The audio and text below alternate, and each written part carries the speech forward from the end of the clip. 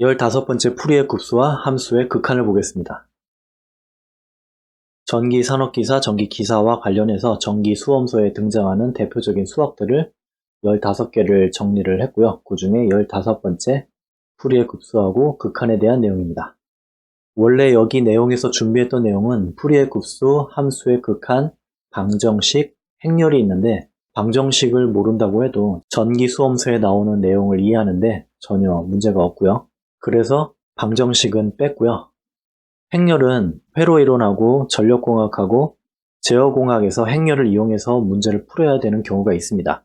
하지만 그것은 전기 수험서 본론에서 필요할 때 그때 설명을 해도 충분히 이해하고 넘어갈 수 있는 내용이기 때문에 여기서 행렬만을 따로 떼서 설명을 하는 것은 번거롭다고 생각을 해서 행렬도 뺐습니다. 나중에 카페에서 방정식이나 행렬에 대해서 따로 설명이 필요하다는 언급이 나오면 그때 따로 준비를 해보도록 하겠습니다. 오늘 설명에서는 뺐습니다. 그리고 오늘은 풀이의 급수하고 함수의 극한 두 가지에 대해서 보고 마치도록 하겠습니다. 지금 여기 여러 가지 그림이 있는데요. 풀이의 급수는 전기에서 교류를 해석하는 데 사용되는 수학 중에 하나입니다. 먼저 그림을 볼게요. 여기 정연파라고 해서 어떤 파형이 있어요. 전기의 교류 파형이 있고 직류 파형이 있는데 정상적인 교류의 모양이 이런 모양입니다. 이런 정상적인 교류 모양을 해석하는 데 사용되는 수학이 삼각함수입니다. 전문가는 일반인과 다르게 전기와 관련해서 나타난 현상을 구체적이고 정확하게 설명을 해야 합니다. 구체적으로 설명하기 위해서는 수치로 얘기를 해야 합니다.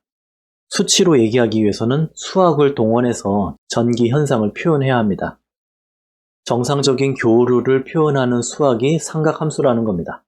그리고 정상적인 교류에 정상적이지 않은 불순물들이 섞여서 비정상적인 교류를 만들게 돼요. 그 비정상적인 요소들이 이런 겁니다. 이런 비정상적인 파형, 이런 비정상적인 파형, 이런 비정상적인 파형들이 위에 보이는 정상 파형과 섞여서 궁극적으로 이런 비정상 파형을 만듭니다.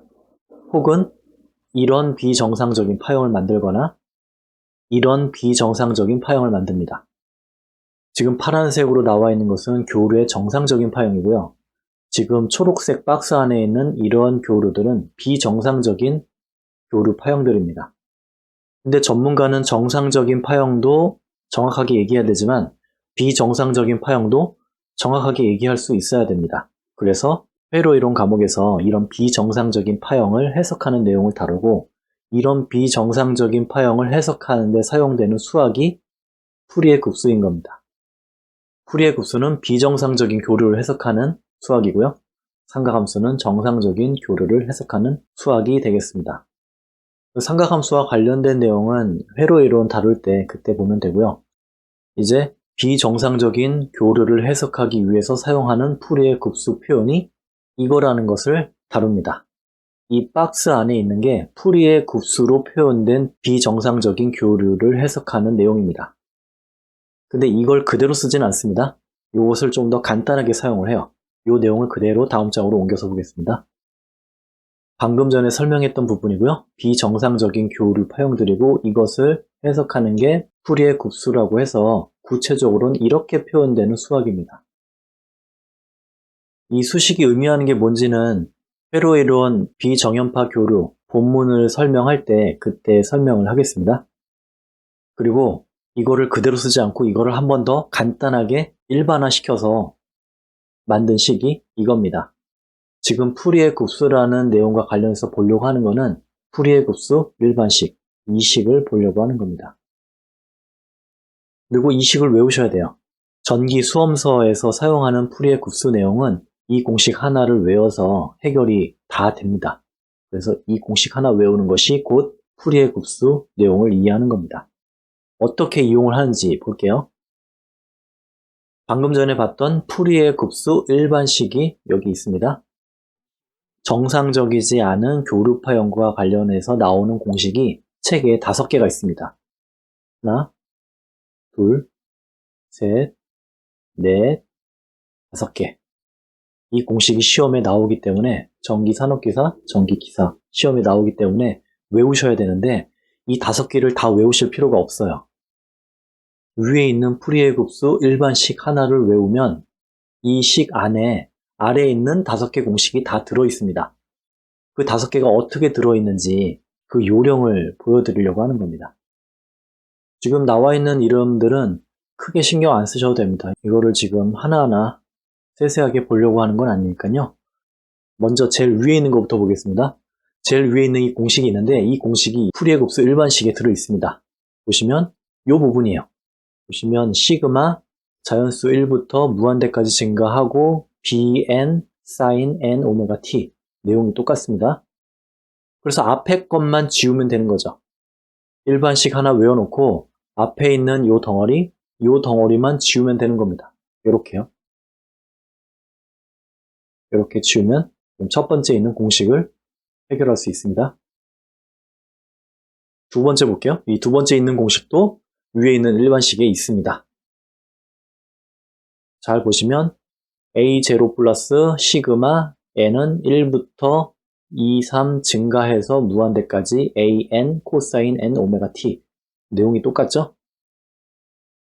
그래서 일반식에 있는 이것을 외우시고 나머지는 가리면 되는 거죠. 외운 다음에 무시하시면 되는 거죠. 이것만 가리면 되죠. 이렇게 가리면 두 번째 식도 일반식에 있는 것으로 대신해서 외울 수 있습니다. 세 번째 공식은 위에 있었던 두 공식과 조금 달라요. 어떻게 다르냐면 위의 공식은 시그마 아래에 n이 1, 2, 3, 4, 5, 6, 7 이렇게 해서 무한대까지 증가한다는 의미로 써 있었는데 세 번째 공식은 1, 2, 3이 아니라 1, 3, 5 홀수로만 증가합니다. 그렇게 무한대까지 증가한다는 내용이에요. 그래서 위에 있는 일반식을 조금 바꿔서 외워주셔야 됩니다. 1, 3, 5 이 부분을 1, 2, 3에서 2 지우고 뒤에 5 써서 1, 3, 5 이렇게 증가한다고 염두에 두시고 그 다음에 모양을 보시면 똑같습니다. 보시면 똑같을 거예요. 시그마 an 코사인 뒤에 있는 시그마 bn 사인 쭉 나가는 게 모양이 완전히 똑같습니다. 그 없는 게 이 앞에 있는 an 부분만 지금 세 번째 공식이 없죠? 이것만 가려주시면 되죠. 풀이의 급수와 관련해서 일반식을 일단 다 외워놓은 다음에 세 번째 식과 관련해서 앞에 있는 a0만 없애주면 됩니다. 그러면 세 번째 공식도 일반식으로 해결이 된 겁니다. 다음으로 네 번째 식을 볼게요.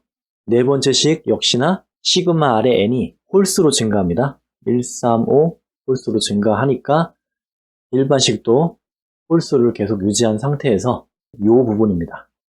그리고 앞에 있는 부분만 가려주시면 돼요. 외우실 때 앞에 있는 거 무시하시면 되는 거죠. 그리고 뒤에 있는 걸로 생각하시면 되는 거죠.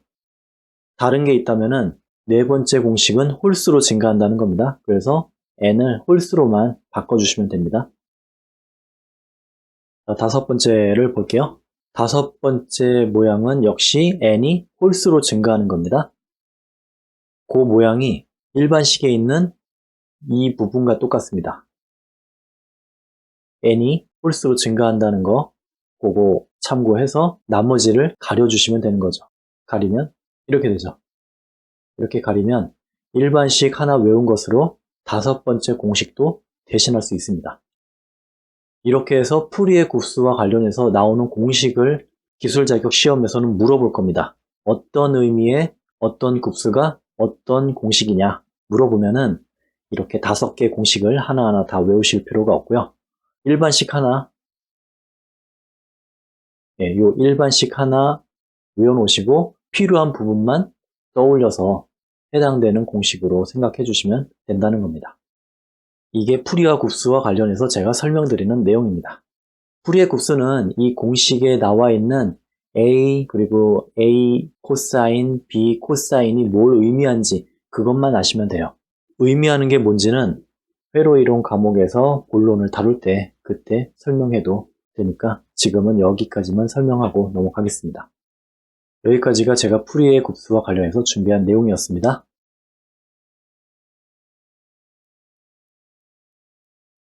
다음은 함수의 극한을 보도록 하겠습니다. 함수의 극한을 이해하려면 수학적으로 내용이 단순하진 않습니다. 하지만 우리는 전기와 관련된 수학만을 보고 있습니다. 전기와 관련된 함수의 극한 내용은 매우 간단합니다. 요 내용만 외우시면 됩니다. 제가 여기 적어놓은 건 참고하려고 갖고 온 건데 요 내용은 무시하시면 됩니다. 요 내용 무시하시고요. 이런 초기값, 최종값과 관련해서 공식에서 이런 게 들어가면 함수의 극한이 초기값 이런 모양, 최종값 이런 모양, 이 모양을 외우는 건데 이게 문제에 들어가면 어떻게 풀어서 전개가 되는지 그것만 더 보도록 하겠습니다. 해당되는 내용을 하나 가지고 왔습니다. 리미트가 들어가서 어떤 공식을 표현을 했다는 거예요. 그래서 이 리미트가 들어간 공식이 어떻게 전개되는지 그걸 보는 겁니다. 이 리미트가 들어간 식을 전개를 하면 이런 결과가 나온대요. 이런 결과. 그리고 이런 결과가 나오고 이런 결과가 나오고 이런 결과가 나온대요. 어떻게 나온 건지 보겠습니다. 지금 옆에 보이는 이 내용이 지금 뭔지는 모르지만 중요한 건 지금 옆에 있는 이 내용과 관련해서 사용한 공식이 요겁니다. 요 공식을 옆에 따로 다시 한번 정리를 했습니다. 네 가지 조건일 때 이 공식의 결과값을 본 거예요. 그 네 가지 조건이 이 공식에 보이는 S의 n승 있죠? 이 S의 n승이 0승이라면 그때 결과, 1승이라면 그때 결과, 2승이라면 그때 결과, 3승이라면 그때 결과를 각각 보려고 하는 겁니다. S의 n승이 0승일 경우 그때를 볼게요. 이 리미트에서 S라는 것을 0으로 보낸대요. 그 얘기는 뒤에 있는 이 공식 중에서 S가 들어간 것을 0으로 바꿔주면 됩니다. 그러면 위의 공식을 볼게요. S에 0을 넣고요. 0 넣었죠? 그리고 지금 조건은 0승일 때예요. 그래서 승수에다가 0을 넣습니다. 어떤 수의 0승은 1이에요.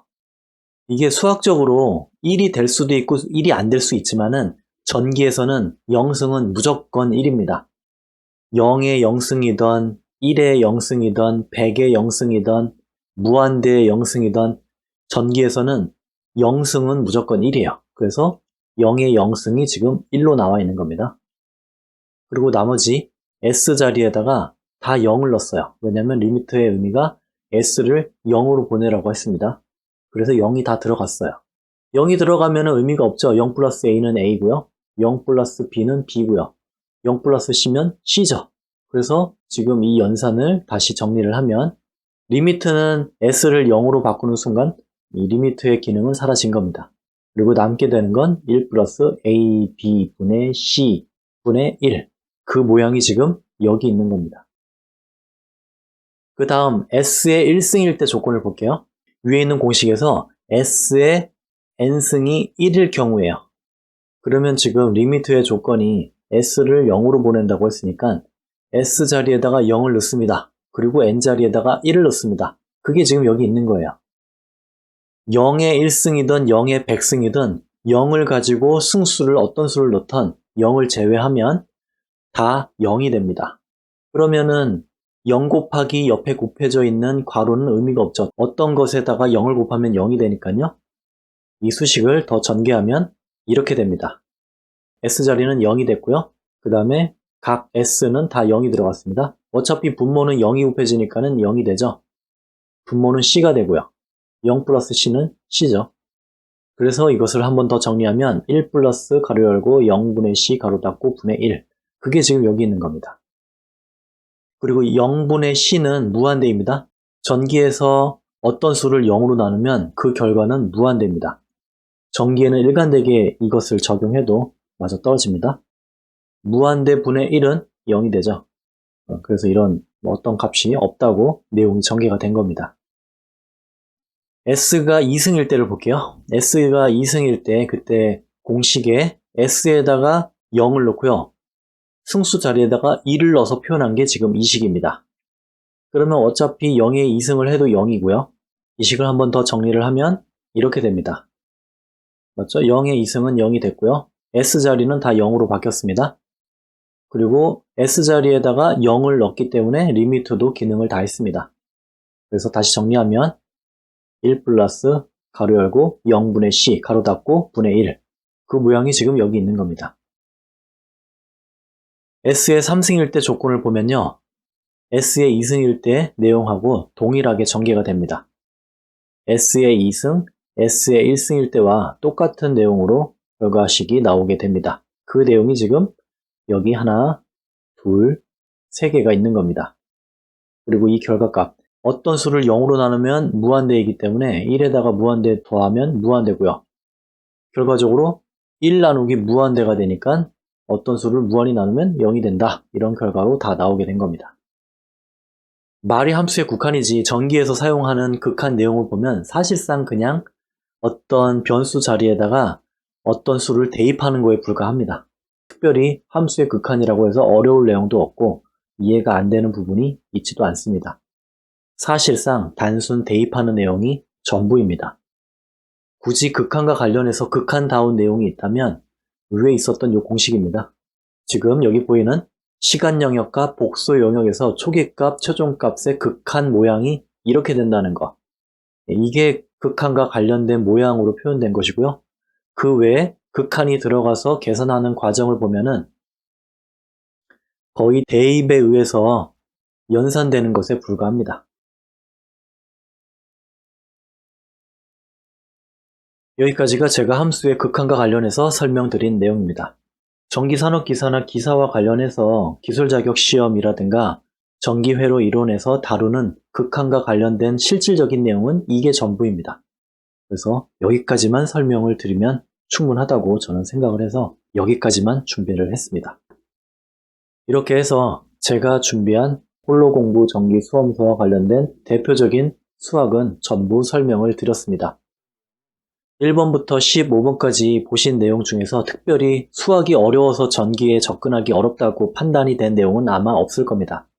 다만 잘 사용하지 않는 수학이다 보니까는 생소해서 그렇지 여기서 한번 다루고 또 전기 본 내용과 관련해서 문제집에 문제도 풀게 될 텐데 반복하게 되면 수학적인 부분은 문제가 없다고 말씀드리고 싶습니다. 홀로 공부 수험서 책 내용과 관련해서는 제가 책 내용을 준비해서 지속적으로 카페에 올려놓도록 하겠습니다.